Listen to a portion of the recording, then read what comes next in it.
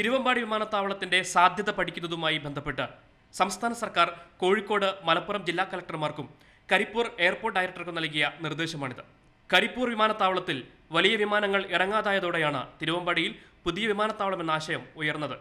ബഹുമാനപ്പെട്ട കേരള സർക്കാരിനെ കാര്യം ബോധ്യപ്പെട്ടു എന്ന് തോന്നുന്നു. അതിൻ്റെ അടിസ്ഥാനത്തിലാണ് ഇതിൻ്റെ കാര്യങ്ങളായിട്ട് മുന്നോട്ട് നീങ്ങാൻ വേണ്ടിയിട്ട് മലപ്പുറം കളക്ടർക്കും കോഴിക്കോട് കളക്ടർക്കും കോഴിക്കോട് എയർപോർട്ട് ഡയറക്ടർക്കും നിർദ്ദേശം നൽകി.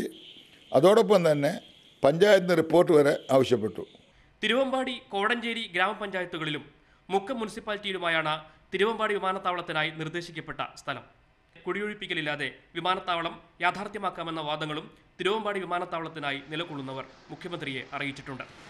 കരിപ്പൂരിൽ വലിയ വിമാനങ്ങൾ ഇല്ലാതായതോടെ കോഴിക്കോട്ടെയും മലപ്പുറത്തെയും പ്രവാസികൾ അനുഭവിക്കുന്ന ദുരിതവും കണക്കിലെടുത്ത് പുതിയ വിമാനത്താവളത്തിന് അനുമതി ലഭിക്കുമെന്ന പ്രതീക്ഷയിലാണ് തിരുവമ്പാടി വിമാനത്താവളത്തിനായി വാദിക്കുന്നവർ. അഭിലാഷ് നായർ, മാതൃഭൂമി ന്യൂസ്, കോഴിക്കോട്.